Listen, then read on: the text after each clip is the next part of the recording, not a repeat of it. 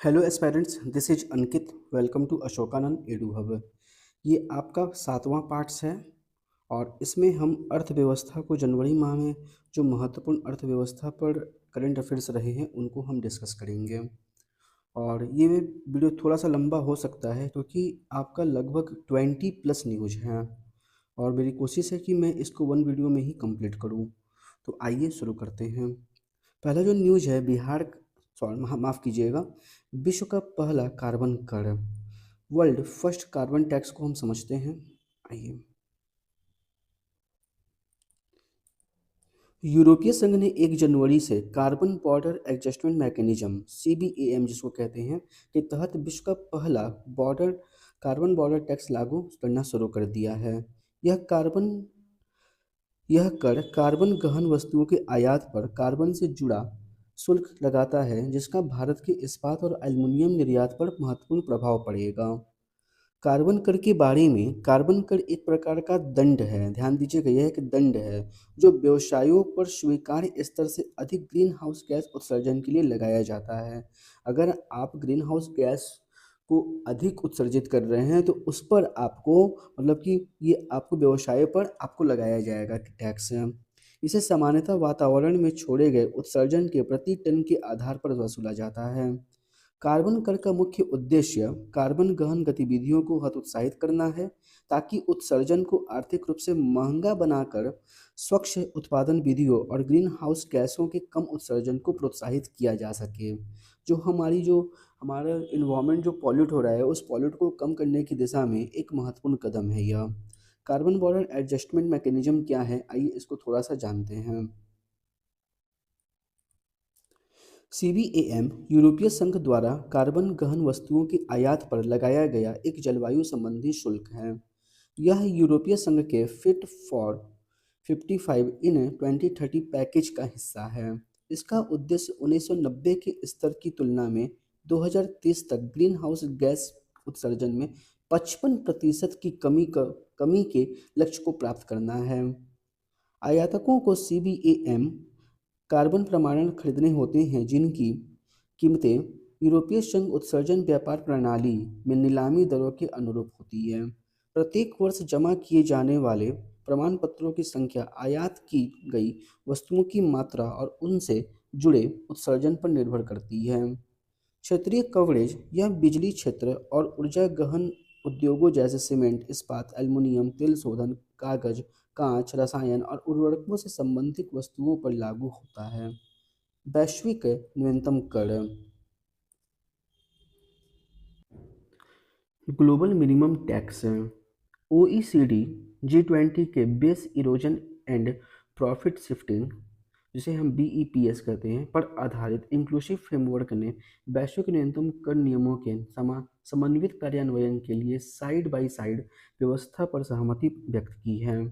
वैश्विक न्यूनतम कर के बारे में, वैश्विक न्यूनतम कर global anti base erosion model नियमों पर आधारित है और यह सुनिश्चित करता है कि बड़ी बहुराष्ट्रीय कंपनियां अपने संचालन के प्रत्येक क्षेत्राधिकार में न्यूनतम कर का भुगतान करें। मुख्य विशेषताएं, बीपीएस के स्तंभ 2 के अंतर्गत 15% की न्यूनतम प्रभावी कॉर्पोरेट कर दर निर्धारित करता है। ब्याज, रॉयल्टी तथा इसी प्रकार के कटौती योग्य भुगतानों के माध्यम से कम कर या शून्य कर क्षेत्राधिकारों में लाभ स्थानांतरण को लक्षित करता है। सीमा पार परिचालन करने वाले बड़े बहुराष्ट्रीय उद्यम समूहों पर लागू होता है। अनुपालन बोझ को कम करने के लिए सरलीकरण उपाय और सेफ हार्बर प्रावधान शामिल करता है।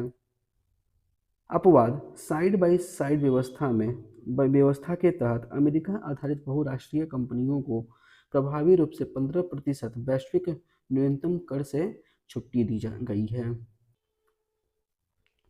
आर्थिक सहयोग और विकास संगठन OECD, organisation of economic cooperation and development.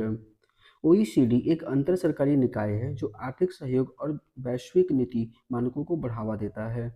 BEPS नेतृत्व बहुराष्ट्रीय कर चोरी को रोकने के लिए OECD और G20 इंक्लूसिव फ्रेमवर्क का नेतृत्व करता है। OECD की आधिकारिक स्थापना की बात कर ले तो 1961 में हुई थी और यह organisation for European economic cooperation स्थापना जिसकी मतलब यूरोपियन इकोनॉमिक और cooperation organisation for economic European economic cooperation की जो स्थापना 1948 का ये उत्तराधिकार है। कौन? ओईसीडी। इसका मुख्यालय पेरिस फ्रांस में है। मतलब कि ओईसीडी का मुख्यालय की बात की जाए तो आपको पेरिस फ्रांस में है। सदस्यता 147 देश क्षेत्र और क्षेत्राधिकार हैं जिनमें भारत भी शामिल है। इसके टू पिलर सॉल्यूशंस हैं। पिलर एक में कराधान अधिकारों का पुनर्वितरण करता है और पिलर दो में वैश्विक न्यूनतम कर लागू करता है। BEPS base erosion and profit shifting से तात्पर्य उन कर बचाव रणनीतियों से है जिनका उपयोग बहुराष्ट्रीय उद्यम एमएनईज उच्च कर वाले देशों से लाभ को कम कर या शून्य कर क्षेत्राधिकारों में स्थानांतरित करने के लिए करते हैं, जिससे उन देशों के कर आधार का क्षरण होता है जहां वास्तविक आर्थिक गतिविधियां होती हैं। अगला खबर है बैटरी पैक आधार नंबर बीपीएन बीपैन। हाल ही में इलेक्ट्रॉनिक वाहन बैटरियों के लिए आधार जैसी पहचान प्रणाली बीपैन का प्रस्ताव किया गया है ताकि बैटरियों की ट्रेसेबिलिटी पता लगाने की क्षमता ट्रेसेबिलिटी मतलब पता लगाने की क्षमता और कुशल पुनर्चक्रण सुनिश्चित किया जा सके। बैटरी पैक आधार नंबर के बारे में बीपैन एक प्रस्तावित 21 अक्षरों की विशिष्ट पहचान संख्या है जो विशेष रूप से बैटरी पैकों खासकर इलेक्ट्रिक वाहन बैटरियों के लिए होगी ताकि उनके पूरे जीवन चक्र की निगरानी की जा सके। प्रस्तावक सड़क परिवहन और राजमार्ग मंत्रालय। आप हमको ये बताइए कि सड़क परिवहन और राजमार्ग मंत्रालय इसके मंत्री कौन हैं? आप मेरे को कमेंट बॉक्स में इनके मंत्री का नाम लिखकर सेंड कीजिए। द्वारा बैटरी पैक आधार प्रणाली के कार्यान्वयन हेतु मसौदा दिशा निर्देशों के माध्यम से इसे ऑटोमोटिव इंडस्ट्री स्टैंडर्ड मार्ग के तहत ऑटोमोटिव इंडस्ट्री स्टैंडर्ड्स कमेटी के माध्यम से संस्थागत रूप से दिया जाएगा। जिला नेतृत्व कपड़ा रूपांतरण योजना district led textile transformation DLTT plan. हाल ही में कपड़ा मंत्रालय ने असम के गुवाहाटी में आयोजित राष्ट्रीय कपड़ा मंत्रियों के सम्मेलन में DLTT योजना की शुरुआत की। जिला नेतृत्व कपड़ा रूपांतरण योजना के बारे में यह एक रणनीतिक पहल है जिसका उद्देश्य जिला विशिष्ट विकास दृष्टिकोण अपनाकर भारत के कपड़ा क्षेत्र में समावेशी सतत और निर्यात उन्मुख वृद्धि को बढ़ावा देना है। अगर नोडल मंत्रालय की बात कर ले तो कपड़ा मंत्रालय भारत सरकार है। लक्ष्य की बात करें तो 100 उच्च क्षमता वाले जिलों को वैश्विक निर्यात चैंपियन के रूप में विकसित करना है। 100 आकांक्षी जिलों को आत्मनिर्भर कपड़ा हब में परिवर्तित करना है। प्रतिस्पर्धात्मकता और उत्पादकता बढ़ाने के लिए जिला स्तरीय कपड़ा क्लस्टरों को सुदृढ़ करना है। जिलों का वर्गीकरण। जिलों का वर्गीकरण डेटा आधारित स्कोरिंग पद्धति के आधार पर किया जाता है जिसमें निर्यात प्रदर्शन MSME पारिस्थितिकी तंत्र की मजबूती और कार्यबल की उपलब्धता को शामिल किया जाता है। चैंपियन जिले वे जिले जिनमें उच्च निर्यात प्रदर्शन मजबूत MSME पारिस्थितिकी तंत्र और पर्याप्त कुशल कार्यबल मौजूद हैं। इन्हें विस्तार तकनीकी उन्नयन और वैश्विक बाजारों के साथ गहन एकीकरण के लिए पहचाना जाता है। आकांक्षी जिले एस्पिरेशनल डिस्ट्रिक्ट वे जिले होते हैं जिनमें निर्यात प्रदर्शन सुप्त या कम है या तथा MSME कार्यबल का आधार कमजोर है। इन्हें कौशल विकास औपचारिकीकरण और जमीनी स्तर पर उद्यम विकास के साथ के माध्यम से परिस्थितिकी तंत्र सुदृढ़ निर्माण हेतु चुना जाता है। अगला खबर है आपका पेमेंट्स रेगुलेटरी बोर्ड के बारे में। ठीक है, आइए देखते हैं। भारतीय रिजर्व बैंक के गवर्नर संजय मल्होत्रा की अध्यक्षता में भुगतान नियामक बैंक बोर्ड जिसे हम PRB बोलते हैं पेमेंट रेगुलेटरी बोर्ड की पहली बैठक 5 जनवरी 2025 को मुंबई में आयोजित की गई। इसमें भुगतान और निपटान प्रणाली विभाग के कार्यकलापों की समीक्षा की गई तथा घरेलू और वैश्विक भुगतान प्रणालियों से जुड़े प्रमुख फोकस क्षेत्रों पर चर्चा की गई।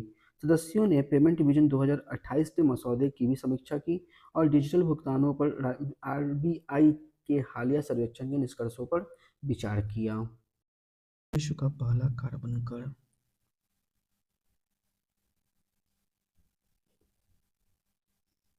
तो आइए देखते हैं।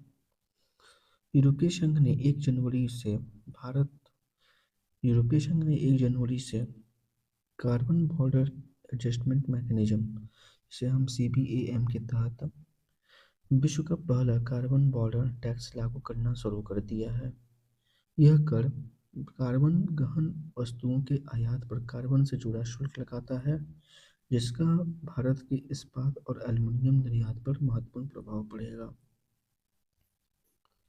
कार्बन कर के बारे में, कार्बन कर एक प्रकार का दंड है जो व्यवसायों पर स्वीकार्य स्तर से अधिक ग्रीन हाउस। आइए अगले न्यूज को समझते हैं। Trade watch quarterly. NITI Aayog ने 6 जनवरी 2026 को नई दिल्ली में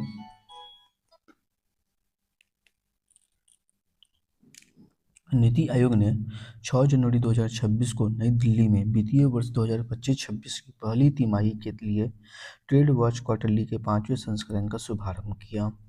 इस रिपोर्ट के बारे में, यह रिपोर्ट बदलती वैश्विक परिस्थितियों के बीच भारत के व्यापार प्रदर्शन का समग्र और डेटा आधारित आकलन प्रस्तुत करती है, जिसमें भारत के ऑटोमोटिव निर्यात की संरचना और प्रतिस्पर्धात्मकता पर विशेष ध्यान दिया गया है।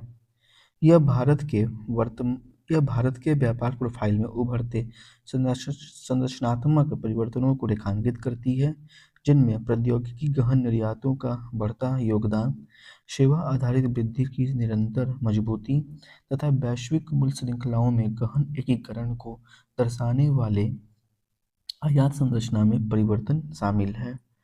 रिपोर्ट का महत्व। यह रिपोर्ट नीति निर्माताओं, उद्योग हितधारकों, शोधकर्ताओं और शिक्षाविदों के लिए एक महत्वपूर्ण संदर्भ दस्तावेज के रूप में कार्य करती है, क्योंकि यह तेजी से बदलते वैश्विक परिवेश में भारत के व्यापार प्रदर्शन को सुदृढ़ करने हेतु साक्ष्य आधारित अंतर्दृष्टि और भविष्य उन्मुख नीति सुझाव प्रदान करती है।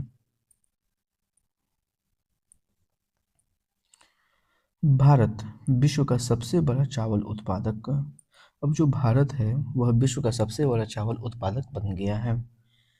केंद्रीय कृषि मंत्री शिवराज सिंह चौहान की आधिकारिक घोषणा के अनुसार 150.18 मिलियन टन, ये बड़ा इम्पोर्टेंट डाटा है हम लोगों के लिए, तो हमको इस डाटा पर विशेष ध्यान देना पड़ेगा कि 150.5 मिलियन टन, 150.18 मिलियन टन उत्पादन के साथ भारत जो है विश्व का सबसे बड़ा चावल उत्पादक देश बन गया है।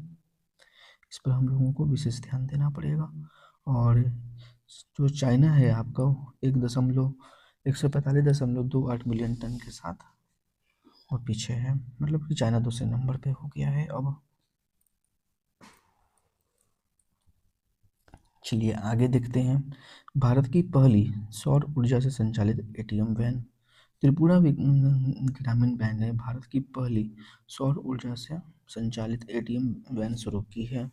यह ऐसा नवाचार शुरू करने वाला भारत का पहला ग्रामीण बैंक बन गया है। कौन? त्रिपुरा ग्रामीण बैंक। इस नवाचार के लिए त्रिपुरा बैंक को स्कॉच SKOCH सिल्वर अवार्ड सम्मानित किया गया है, जो शासन और उत्कृष्टता के लिए देश के सबसे प्रतिष्ठित सम्मानों में से एक है। अगला न्यूज है भारत विद्युत शिखर सम्मेलन 2026। तो भारत विद्युत शिखर सम्मेलन 2026 का आयोजन 19 से 22 मार्च 2026 के दौरान नई दिल्ली में आयोजित किया जाएगा। इस शिखर सम्मेलन के बारे में, यह भारत के विद्युत एवं ऊर्जा क्षेत्र का प्रमुख मंच है, जिसे भारत सरकार के विद्युत मंत्रालय के तत्वाधान में आयोजित किया जाएगा। 4 दिवसीय शिखर सम्मेलन का विषय है इलेक्ट्रीफाइंग ग्रोथ, एम्पावरिंग सस्टेनेबिलिटी और कनेक्टिंग ग्लोबली। यह सम्मेलन सरकार, उद्योग, शैक्षणिक जगत तथा नागरिक सम्मान से जुड़े घरेलू और अंतर्राष्ट्रीय हितधारकों को एक मंच पर लाएगा, ताकि विद्युत एवं सतत ऊर्जा प्रणालियों के भविष्य पर विचार विमर्श किया जा सके, विभिन्न क्षेत्रों के बीच संवाद को सुगम बनाया जा सके तथा वैश्विक सहयोग को सुदृढ़ करते हुए रणनीतिक साझेदारी को प्रोत्साहन किया जा सके। यह विद्युत क्षेत्र की चुनौतियों और अवसरों को संबोधित करते हुए वैश्विक ऊर्जा संक्रमण में भारत के नेतृत्व को प्रदर्शित करेगा। अगला न्यूज है मत्स्य पालन एवं जलीय कृषि के लिए भारत इजरायल उत्कृष्टता केंद्र। Indo Israel COE for fisheries and aquaculture. तो हाल ही में इजरायल में आयोजित blue food security see the future 2026 के द्वितीय वैश्विक शिखर सम्मेलन में भारत और इजरायल ने मत्स्य पालन और जलीय कृषि में सहयोग को गहरा करने हेतु एक संयुक्त मंत्री स्तरीय घोषणा पर हस्ताक्षर किया। मत्स्य पालन एवं जलीय कृषि के लिए भारत इजरायल उत्कृष्टता केंद्र। इस घोषणा में मत्स्य पालन और जलीय कृषि में भारत इजरायल उत्कृष्टता केंद्र स्थापित करने का प्रस्ताव है, जो 43 मौजूदा कृषि उत्कृष्टता केंद्र की सफलता पर आधारित होगा। उद्देश्य जलीय कृषि और मत्स्य प्रौद्योगिकी में इजरायली विशेषज्ञता का हस्तांतरण, मछुआरों और जलीय कृषि के लिए अनुसंधान और नवाचार और कौशल विकास का समर्थन, recirculating aquaculture system, biofloc, cage culture, aquaponics, mariculture, समुद्री शैवाल की खेती, आनुवंशिक सुधार, रूडस्टॉक विकास तथा रोगमुक्त बीज उत्पादन पर संयुक्त अनुसंधान, जलवायु में सहिष्णु और उच्च उत्पादकता वाले जलीय कृषि मॉडलों का प्रदर्शन करना। चलिए अगले न्यूज को समझते हैं।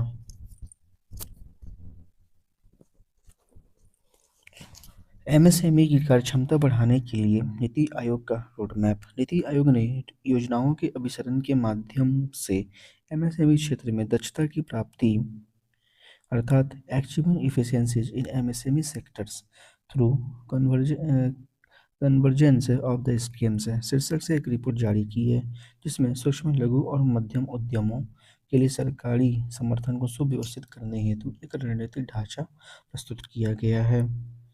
रिपोर्ट की प्रमुख सिफारिशें एमएसएमई के लिए केंद्रीकृत डिजिटल पोर्टल, एमएसएमई योजनाओं अनुपालन, वित्त और बाजार जानकारी को एकीकृत करने हेतु एआई संचालित केंद्रीकृत मंच का प्रस्ताव, विशेषताएं एआई चैटबॉट, डैशबोर्ड और वास्तविक समय सहायता हेतु मोबाइल पहुंच, क्लस्टर विकास योजनाओं का अभिसरण। रिपोर्ट पारंपरिक उद्योगों के पुनर्जीवन हेतु निधि योजना को एमएसई क्लस्टर विकास कार्यक्रम के साथ विलय कर अधिक सुव्यवस्थित क्लस्टर विकास योजना निर्माण की अनुशंसा करती है।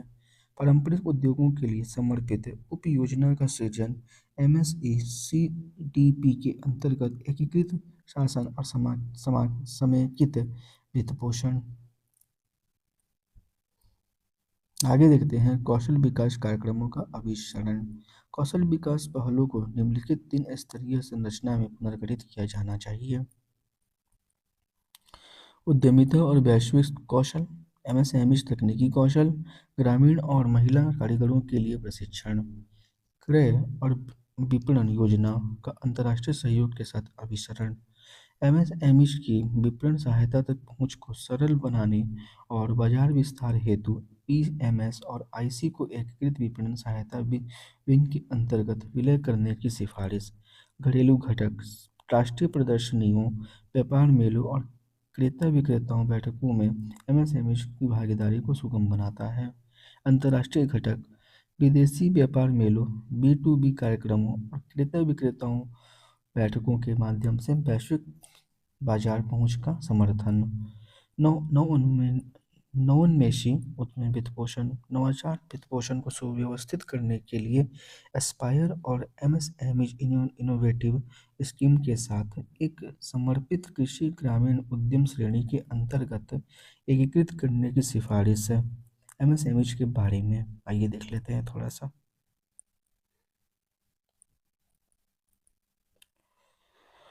एमएसएमई जिसको हम सूक्ष्म लघु और मध्यम उद्योग कहते हैं, और एमएसएमईडी मतलब सूक्ष्म लघु और मध्यम उद्यम विकास अधिनियम 2006 के प्रावधानों के अनुसार भारत में एमएसएमई का वर्गीकरण संयंत्र और मशीनरी में निवेश और वार्षिक कारोबार के आधार पर किया जाता है। तो अगर सूक्ष्म बोलेंगे, जिसको हम एकदम माइक्रो बोलते हैं, वो आप 2.5 करोड़ रुपए से अधिक नहीं होना चाहिए और कारोबार इसका 10 करोड़ से अधिक नहीं होना चाहिए। लघु की बात कर लें स्मॉल, तो वो 25 करोड़ से अधिक नहीं होना चाहिए, मतलब 2.5 करोड़ से अधिक और 25 करोड़ से कम। और यहाँ पर कारोबार इसका 100 करोड़ से अधिक नहीं होना चाहिए। और मीडियम की बात कर लें तो यहाँ 125 करोड़ रुपये से अधिक नहीं होना चाहिए, मतलब 25 करोड़ और 125 करोड़ के बीच में होना चाहिए। और यहाँ कारोबार आपका 500 करोड़ से अधिक नहीं होना चाहिए। अगला है भारत का पहला ग्रीन अमोनिया प्रोजेक्ट। आइए इसको समझते हैं। तो 17 जनवरी 2026 को काकीनाडा आंध्र प्रदेश में भारत के पहले ग्रीन अमोनिया प्रोजेक्ट का निर्माण शुरू किया गया। इस इसे एन ग्रीन द्वारा विकसित किया जा रहा है, जो मौजूदा अमोनिया यूरिया संयंत्र को 1.5 मिलियन टन प्रति वर्ष क्षमता वाले ग्रीन अमोनिया कॉम्प्लेक्स में परिवर्तित करेगा। ध्यान दीजिएगा, यहाँ टारगेट पूछा जा सकता है। 1.5 मिलियन टन प्रति वर्ष क्षमता वाले ग्रीन अमोनिया कॉम्प्लेक्स में परिवर्तित करेगा। यह अब तक की भारत की सबसे महत्वपूर्ण औद्योगिक पुनरुद्धार पहलों में से एक है। लगभग $10 बिलियन के निवेश के साथ काकीनाडा प्रोजेक्ट भारत के सबसे स्वच्छ ऊर्जा स्रोतों में शामिल है। ये ग्रीन एनर्जी के रूप में आपका मेंस में भी इम्पोर्टेंट टॉपिक बन जाता है। ये पूरी तरह एकीकृत प्रणाली के रूप में तैयार किया गया है, जिसमें 7.5 गीगावाट सौर एवं पवन ऊर्जा क्षमता, 1950 मेगावाट इलेक्ट्रोलाइजर क्षमता तथा पम्प्ड हाइड्रो भंडारण से समर्थित 2 गीगावाट चौबीसों घंटे उपलब्ध नवीकरणीय विद्युत शक्ति शामिल है। अगला समाचार है 25वां all India major ports culture meet 2025-26। 25वां all India major port culture meet 2025-26 8 से 11 जनवरी 2026 को जयदेव सदन पारादीप पोर्ट में आयोजित किया गया। मीट के बारे में, इसका आयोजन पारादीप पोर्ट अथॉरिटी द्वारा major ports sports control board के सहयोग से किया गया। Team Shyama Prasad Mukherjee port authority ने मीट के में ओवरऑल चैंपियन का खिताब जीता। Mumbai port authority runner up रही, जबकि दीनदयाल पोर्ट अथॉरिटी और कोचीन पोर्ट अथॉरिटी को संयुक्त रूप से सेकंड रनअप घोषित किया गया। काम की बात यहाँ पे हमारा ये है कि आपका ओवरऑल चैंपियन कौन बना, तो वो बना है आपको श्यामा प्रसाद मुखर्जी पोर्ट अथॉरिटी। ठीक है, और रनर अप की बात कर ले तो रनर अप में आपको रहा ये मुंबई पोर्ट अथॉरिटी। और सेकंड रनर अप की बात कर ले तो यहाँ पे दो को मिली है, जिसमें एक आपका दीनदयाल पोर्ट अथॉरिटी हो गया और एक आपका कोचीन पोर्ट अथॉरिटी हो गया। अगला है बायोबिटुमेन। आइए इसको समझते हैं।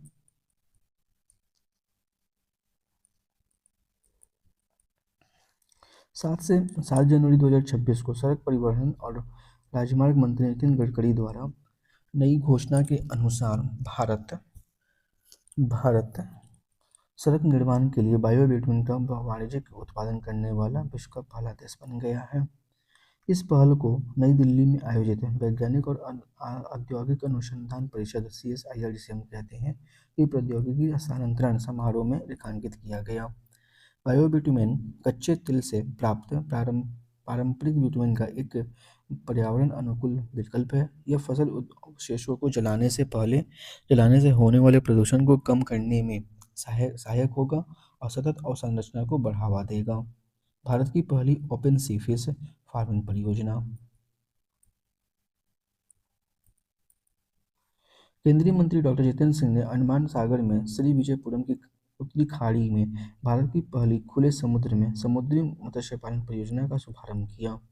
परियोजना के बारे में, यह परियोजना प्राकृतिक महासागरीय पारिस्थितिकी में समुद्री फिनफिश और समुद्री शैवाल, जिसको हम सीवीड कहते हैं, कि ओपन सी फिश फार्मिंग पर केंद्रित है, जिसमें वैज्ञानिक नवाचार के साथ आजीविका सृजन को जोड़ा गया है।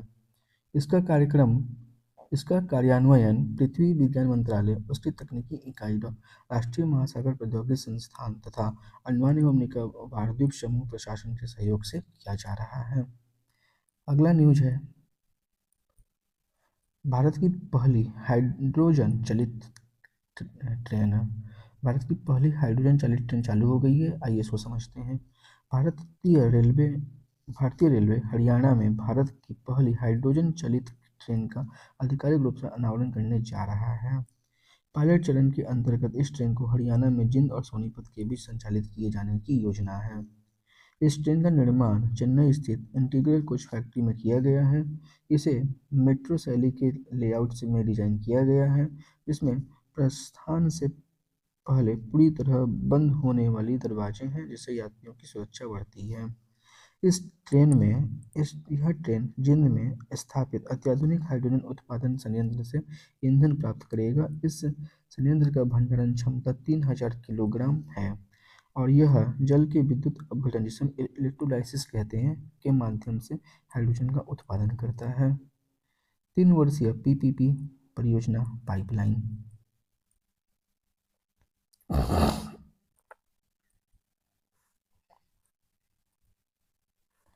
आर्थिक कार्य विभाग ने देश भर में अवसंरचना विकास को सुव्यवस्थित करने के लिए एक 3 वर्षीय सार्वजनिक निजी भागीदारी से पीपीपी परियोजना पाइपलाइन का तैयार की है। यह पहल केंद्रीय बजट 2025-26 में की गई घोषणा के बाद शुरू की गई है। पाइपलाइन के बारे में, इसका उद्देश्य निजी क्षेत्र की भागीदारी के लिए एक संगठित ढांचे के माध्यम से राष्ट्रीय अवसंरचना को सुदृढ़ करना है। यह केंद्रीय अवसंरचना मंत्रालयों तथा राज्यों और केंद्र शासित प्रदेशों की कुल 852 परियोजनाएं शामिल हैं, जिनकी संयुक्त मूल परियोजना लागत 17 लाख करोड़ रुपए से अधिक है। यह निवेशकों, विकासकर्ताओं और अन्य हितधारकों से को संभावित पीपीपी परियोजना की पूर्व जानकारी प्रदान करती है, जिससे वे अधिक सूचित योजना और निवेश निर्णय ले सकें। Brand finance global report 2026। Brand finance global 500 report 2026। 20 जनवरी 2026 को ब्रांड फाइनेंस की नवीनतम ग्लोबल 500 रिपोर्ट जारी की गई। रिपोर्ट के मुख्य बिंदु: विश्व के अग्रणी ब्रांड्स का संयुक्त ब्रांड मूल्य वर्ष 2026 में बढ़कर $10.4 ट्रिलियन हो गया, जो 2025 की तुलना में 11% की वृद्धि है। विश्व के शीर्ष 25 सूचना प्रौद्योगिकी सेवा ब्रांड्स का कुल मूल्य वर्ष 2026 में $167.2 बिलियन रहा, जो वर्ष 2025 की तुलना में 2% की मामूली वृद्धि को दर्शाता है। रिपोर्ट में अग्रणी देश: यूएसए का वैश्विक ब्रांड प्रदर्शनों में निरंतर अग्रणी बना हुआ है। वर्ष 2026 की ग्लोबल 500 सूची में इसके 192 ब्रांड शामिल हैं, जो कुल ब्रांड मूल्य के आधे से अधिक का प्रतिनिधित्व करते हैं। शीर्ष 10 में 7 पर अमेरिकी प्रौद्योगिकी ब्रांड्स का प्रभुत्व रहा, जिसमें 4 एप्पल, माइक्रोसॉफ्ट, गूगल और अमेजॉन ने अपने अपने स्थान बनाए रखे हैं और इन सभी ब्रांड्स में ब्रांड मूल्य में इस वर्ष में वृद्धि दर्ज की गई है। एनवीडिया कॉरपोरेशन ये इस वर्ष का उल्लेखनीय प्रदर्शन किया है और 4 स्थान की छलांग लगाते हुए 9वें स्थान से 5वें स्थान पर पहुंच गया है। 4 यहाँ देख लिए और 5वें स्थान पर एनवीडिया है। ठीक है, ये आपको ध्यान रखना है। आइए थोड़ा सा भारत की स्थिति देख लेते हैं।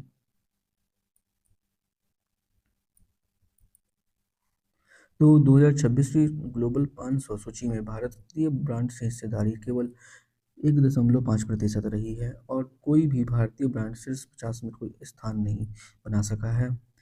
ब्रांड फाइनेंस की नवीनतम ग्लोबल 500 रिपोर्ट के अनुसार टाटा समूह को सबसे मूल्यवान भारतीय ब्रांड के रूप में स्थान दिया गया है। इस वर्ष टाटा समूह और इन्फोसिस की रैंकिंग में गिरावट दर्ज की गई है, जो क्रमशः 61 और 150वें स्थान पर पहुंच गए हैं। मतलब टाटा समूह आपको 61 स्थान पे है और इन्फोसिस आपको 150वें स्थान पे है।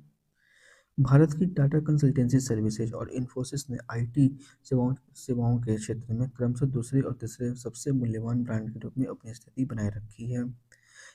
एक्सेंचर ने लगातार 8वें वर्ष विश्व का सबसे मूल्यवान आईटी सेवा ब्रांड होने की अपनी स्थिति बनाए रखी है और 2026 में इसके ब्रांड मूल्य में 2% की वृद्धि के साथ यह $42.3 बिलियन पर पहुंच गया है।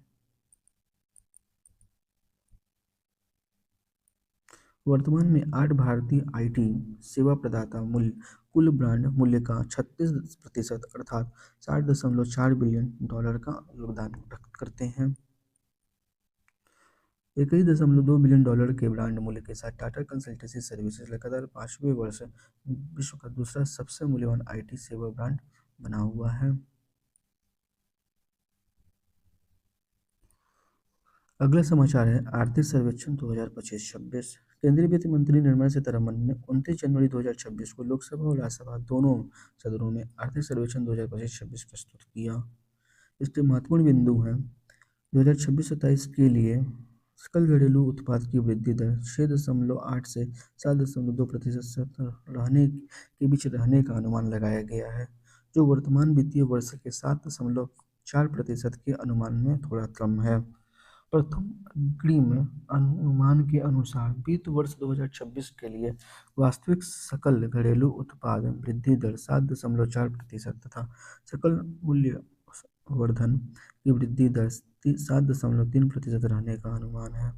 भारत की संभावित वृद्धि दर वर्ष लगभग 7% आकलित की गई है, जबकि वित्त वर्ष 2027 के लिए वास्तविक सकल घरेलू उत्पाद वृद्धि दर 6.8 से 7.2% के बीच रहने का अनुमान है।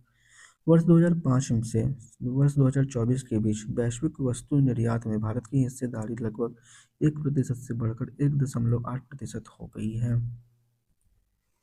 वित्त वर्ष 2025 में सेवा निर्यात 387.6 बिलियन डॉलर के सर्वकालिक उच्च स्तर पर पहुंच गया, जिसमें 13.6% की वृद्धि दर्ज की गई है।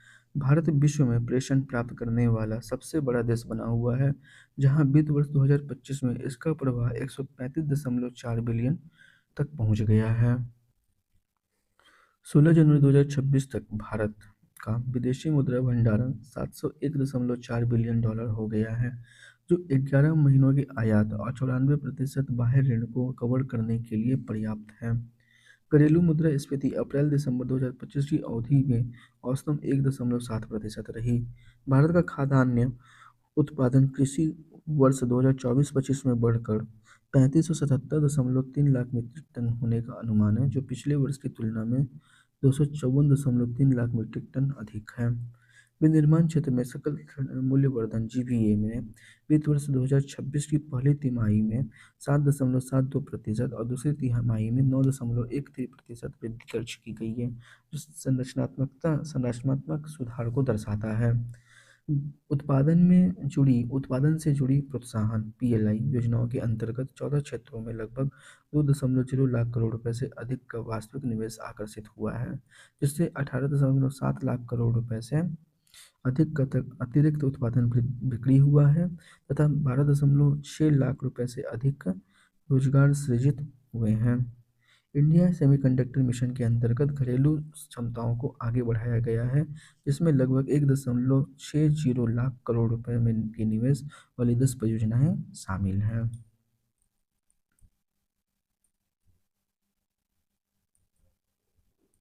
आगे समझते हैं तो हाई स्पीड कॉरिडोर लगभग 10 गुना बढ़कर 550 किलोमीटर से 5364 किलोमीटर हो गया है।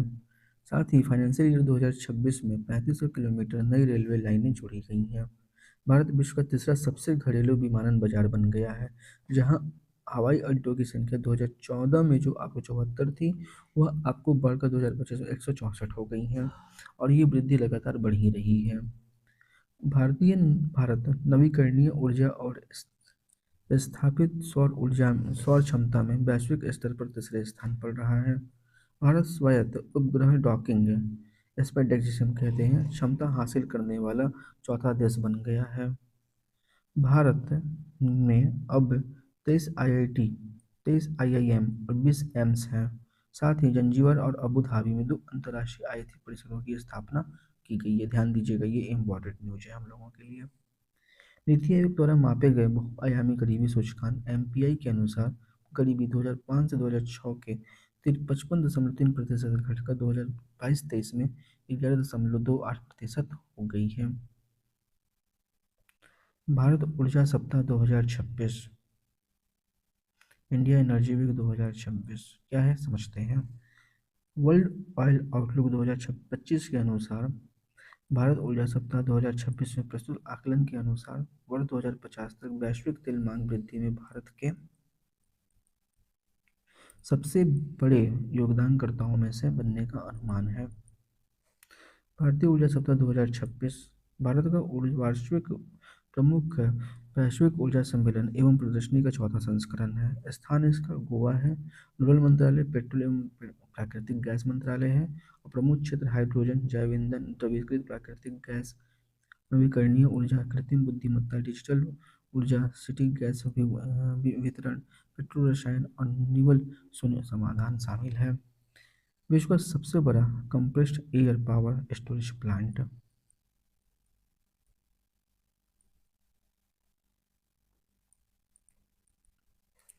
हाल ही में विश्व का सबसे बड़ा compressed air power storage plant चीन के जियांगसू प्रांत में संचालन में आया है। इस संयंत्र के बारे में इस संयंत्र की कार्यप्रणाली। यह संयंत्र रात के समय संपीड़ित हवा को भूमिगत गुफाओं में पंप करता है और दिन में उसी हवा को छोड़ा जाता है, जिससे टरबाइनों को घुमाकर विद्युत उत्पादन किया जाता है। इस संयंत्र की भंडारण क्षमता 2400 मेगावाट घंटा है तथा यह 600 मेगावाट विद्युत उत्पादन कर सकता है, जिससे लगभग 6 लाख घरों की वार्षिक विद्युत मांग पूरी की जा सकती है। MSDE world economic forum MOU। कौशल विकास और उद्यमिता मंत्रालय ने भारत के कौशल तथा तकनीकी और व्यावसायिक शिक्षा एवं प्रशिक्षण पारितंत्र को सुदृढ़ करने के लिए विश्व आर्थिक मंच के साथ एक समझौता ज्ञापन पर हस्ताक्षर किए हैं, जिसमें कौशल केंद्र, औद्योगिक प्रशिक्षण संस्थान जिसमें IITs कहते हैं और पॉलिटेक्निक शामिल है, जो व्यावहारिक रोजगार उन्मुख कौशल प्रदान करते हैं। आइए MOU के बारे में जानते हैं। उद्देश्य बहुपक्षीय सहयोग को गहन करना। यह MOU कौशल विकास, व्यावसायिक शिक्षा और कार्यबल की तैयारी में सहयोग को मजबूत करने का लक्ष्य रखता है, ताकि भारत की कौशल पहलें वैश्विक श्रम बाजार की आवश्यकताओं के अनुरूप हों। भविष्य के लिए तैयारी कार्यबल। इसका उद्देश्य भारत को कौशल, प्रतिभा और नवाचार के एक वैश्विक केंद्र के रूप में स्थापित करना है, जो समावेशी और लचीले आर्थिक वृद्धि को में योगदान देगा। स्किल्स एक्सेलरेटर की शुरुआत। MSDE और WEF संयुक्त रूप से स्किल्स एक्सेलरेटर की शुरुआत करेंगे। स्किल्स एक्सेलरेटर प्लेटफॉर्म का स्वरूप। यह एक बहु हितधारक मंच है, जिसे नवीन कौशल समाधान और सार्वजनिक निजी भागीदारी की पहचान करने, उन्हें विस्तार देने और तेजी से आगे बढ़ाने के लिए डिजाइन किया गया है। फोकस क्षेत्र। यह एक्सेलरेटर कौशल पहलों, उद्योग की मांग और वैश्विक अर्थव्यवस्था के बीच बेहतर सामंजस्य सुनिश्चित करेगा, जिससे टी-वेट परिवर्तन परितंत्र मजबूत होगा। उभरते क्षेत्र। कृत्रिम बुद्धिमत्ता, हरित ऊर्जा और रोबोटिक्स पर विशेष बल। निवल प्रत्यक्ष विदेशी निवेश। Net foreign direct investment. आइए देखते हैं, समझते हैं इस न्यूज को। भारत का निवल प्रत्यक्ष विदेशी निवेश नवंबर 2025 में लगातार चौथे माह नकारात्मक रहा, जिसमें निकासी प्रवाह $446 मिलियन से अधिक था। मेन पॉइंट्स क्या है? निवल FDI नकारात्मक रहा क्योंकि विदेशी कंपनियों ने उच्च मात्रा में पूंजी वापस भेजी और विनिवेश किया। सकल प्रवाह $6.4 बिलियन तक पर मजबूत बना रहा, प्रत्येक वर्ष 22.5% की वृद्धि, जिसका नेतृत्व जापान, सिंगापुर, अमेरिका ने किया। निवल विदेशी पोर्टफोलियो निवेश भी वित्तीय वर्ष 2025-26 में अब तक नकारात्मक रहे हैं, क्योंकि भारत अमेरिका व्यापार साझा समझौते को लेकर अनिश्चितता और रुपए में कमजोरी ने निवेशकों के विश्वास को प्रभावित किया। आप समझ ही सकते हैं, भारत और अमेरिका की जो ट्रेड टैरिफ बैरियर जो लगी हुई है, और जो अमेरिका जो अपना वर्क कर रहा है, जो इस कारण से भारत को इसमें नुकसान हुआ है। भारत में FDI के प्रमुख स्रोत सिंगापुर, मॉरिशस, संयुक्त राज्य अमेरिका, नीदरलैंड्स आदि। FDI के प्रमुख गंतव्य राज्य। महाराष्ट्र सबसे बड़ा हिस्सा है, उसके बाद कर्नाटक, दिल्ली, NCR, गुजरात, तमिलनाडु और तेलंगाना। भारत में FDI प्राप्त करने वाले क्षेत्र। सेवा क्षेत्र में वित्त, बैंकिंग और माफ कीजिएगा, सीमा नहीं, बीमा, कंप्यूटर सॉफ्टवेयर, हार्डवेयर, व्यापार, दूरसंचार, ऑटोमोबाइल और विनिर्माण है। FDI एक गैर ऋण पूंजी प्रवाह है, जिसमें विदेशी निवेशक भारतीय उद्यमों में दीर्घकालिक हित और प्रबंधन नियंत्रण प्राप्त करते हैं, जो दीर्घकालिक आर्थिक विकास का समर्थन करता है। निवल प्रत्यक्ष विदेशी निवेश अगर निकालना हो तो सकल आवाक माइनस पूंजी वापसी या निवेश और बड़ी वही वही वह एफडीआई। विदेशी कंपनियों द्वारा की गई पूंजी की वापसी। विदेशी निवेशकों द्वारा भारत में अपनी गतिविधियों से प्राप्त लाभ, डिविडेंड या पूंजी को अपने मूल देश में वापस स्थानांतरित करना।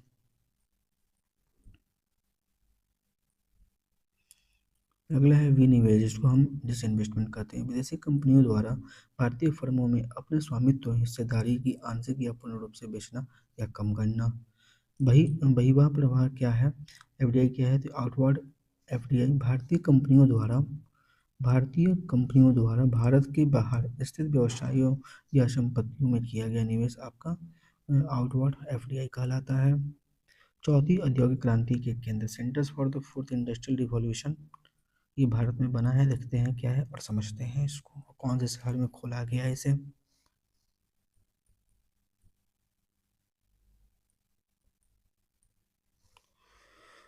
विश्व आर्थिक मंच ने चौथी औद्योगिक क्रांति के लिए पांचवें केंद्र, सेंटर फॉर द फोर्थ, पांच के नए केंद्र ने फोर्थ इंडस्ट्रियल रिवॉल्यूशन की स्थापना की घोषणा की है, जिन्हें में एक भारत के आंध्र प्रदेश में स्थापित किया जाएगा।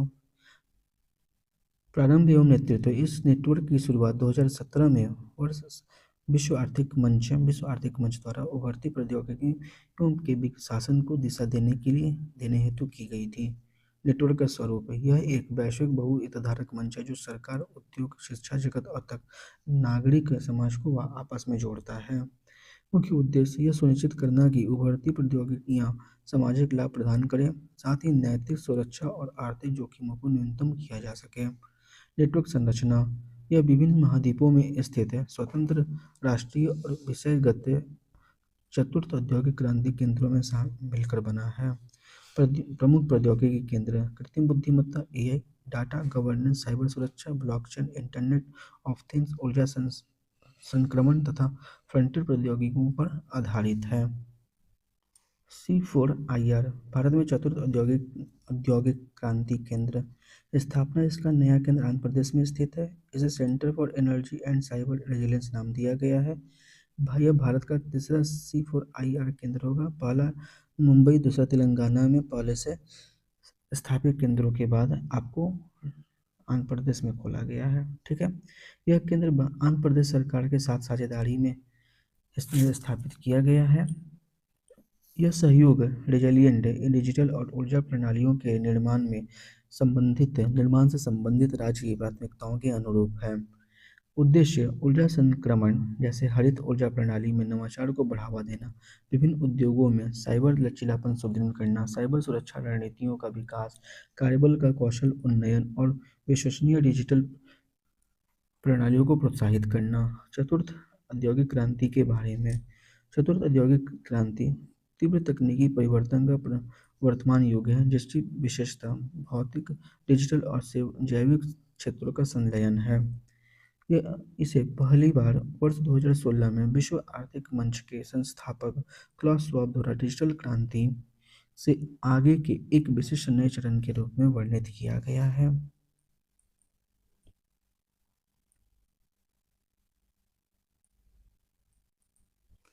परिवर्तन की घातांकीय गति, पूर्ववर्ती औद्योगिक क्रांतियों के लिए C4IR घातांकीय गति से आगे बढ़ती है, जिसका जिस जिसका कारण कंप्यूटिंग शक्ति, डेटा भंडारण, कनेक्टिविटी और नवाचार की तीव्रता में अभूतपूर्व प्रगति है। चतुर्थ औद्योगिक क्रांति की प्रमुख विशेषताएं, गति, परिवर्तन की रफ्तार मानव इतिहास में अभूतपूर्व रही है। विस्तार, यह प्रत्येक उद्योग, देश और विश्व को प्रभावित करता है। प्रणालीगत रूपांतरण, यह केवल मौजूदा प्रणालियों में सुधार नहीं करता बल्कि उत्पादन, प्रबंधन और शासन की संपूर्ण प्रणालियों को प्रतिस्थापित या मूल रूप से पुनर्गठित कर देती है। साइबर भौतिक प्रणालियाँ, इसकी एक परिभाषात्मक विशेषता साइबर भौतिक प्रणालियों का निर्माण है। स्मार्ट परस्पर संबंध नेटवर्क, जहाँ मशीन, सेंसर और सॉफ्टवेयर और मानव रियल टाइम में परस्पर क्रिया करते हैं। यह स्मार्ट फैक्ट्रियों, स्वायत्त वाहनों, पूर्वानुमुख पूर्वानुम पूर्वानुमानित मानात्मक रखरखाव और प्रभावी अवसंरचना को संभव बनाता है। आगे का न्यूज अगर देखते हैं तो ग्रीन हाइड्रोजन हब के बारे में है। भारत ऊर्जा भारत स्वच्छ ऊर्जा संक्रमण और समुद्री डिकार्बोनाइजेशन को समर्थन देने के लिए राष्ट्रीय हरित हाइड्रोजन मिशन के अंतर्गत कांडला पोर्ट पर एक ग्रीन हाइड्रोजन हब विकसित किया है, मतलब विकसित करने जा रहा है। ग्रीन हाइड्रोजन हब के बारे में।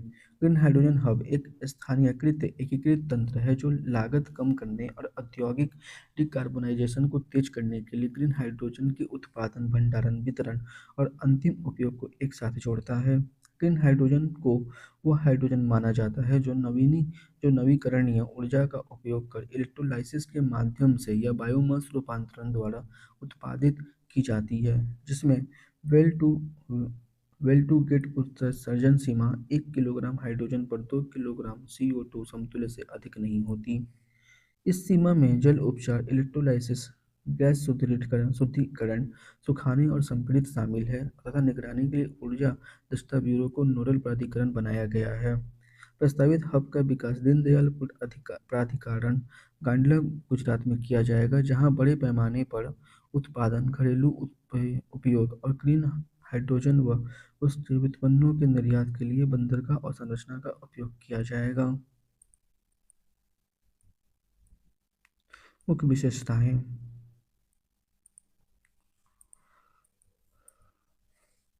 इंटीग्रेटेड ग्रीन मॉलिक्यूल्स इकोसिस्टम, नवीकरणीय ऊर्जा का उपयोग कर ग्रीन हाइड्रोजन, ग्रीन मेथनॉल और ग्रीन अमोनिया का उत्पादन। बंदरगाह नेतृत्व आधारित अवसंरचना, परिवहन और हैंडलिंग लागत कम करने के लिए मौजूदा बंदरगाह लॉजिस्टिक्स, गहरे समुद्र में कनेक्टिविटी और भंडारण सुविधाओं का उपयोग। सार्वजनिक सार्वजनिक उद्योग सहयोग, पारंपरिक से ग्रीन एथेनॉल उत्पादन की ओर संक्रमण के लिए दीनदयाल पोर्ट प्राधिकरण और असम पेट्रोकेमिकल्स लिमिटेड के बीच साझेदारी है। आइए थोड़ा सा संक्षिप्त समाचार है और ख़त्म हो जाएगा। वर्ष 2025 के अंत में तांबे की कीमतें रिकॉर्ड ऊंचाई पर पहुंच गई है। लंदन मेटल एक्सचेंज पर कीमतें लगभग 22,000 अमेरिकी डॉलर प्रति टन के स्तर के करीब है, जबकि भारत में वायदा कीमतें 1240 रुपये प्रति किलोग्राम से ऊपर चली गई है। इसका प्रमुख कारण बढ़ती मांग, आपूर्ति में व्यवधान और नीतिगत बदलाव रहे हैं। नवंबर 2025 में भारत की सौर ऊर्जा स्थापित क्षमता 130 गीगावाट से अधिक हो गई है। नवीन और नवीकरणीय ऊर्जा मंत्रालय के अनुसार इस वर्ष सौर ऊर्जा क्षमता में 41% की वृद्धि हुई है, जबकि पिछले वर्ष यह 94 गीगावाट से अधिक थी। भारतीय रेलवे ने अहमदाबाद के साबरमती देश की पहली LNG digital dual fuel DEMU train का सफलतापूर्वक संचालन शुरू किया है। केरल सरकार ने प्राकृतिक आपदाओं से होने वाले नुकसान के विरुद्ध एक वित्तीय सुरक्षा उपाय के रूप में कैटेस्ट्रॉफी बॉन्ड्स शुरू करने का आग्रह केंद्र सरकार से किया है। केंद्र सरकार ने भारत कनाडा सहयोगात्मक औद्योगिकी अनुसंधान एवं विकास कार्यक्रम के तहत गोवा स्थित एक निजी समुद्री कंपनी के साथ द स्मार्ट सी प्रोजेक्ट नामक परियोजनाओं के लिए एक समझौते पर हस्ताक्षर किए हैं।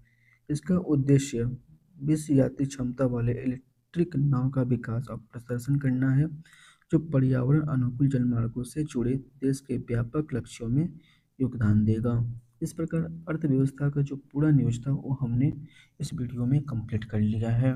ठीक है, अगले वीडियो में हम देखेंगे पर्यावरण और उनसे जुड़े महत्वपूर्ण तथ्य। तब तक के लिए आप हमारे चैनल पर बने रहिए। जिन्होंने भी अभी सब्सक्राइब नहीं किया है, मेरे चैनल को सब्सक्राइब कर दें, लाइक कर दें और अपने दोस्तों में ज़्यादा से ज़्यादा इसे शेयर कर दें। Thank you.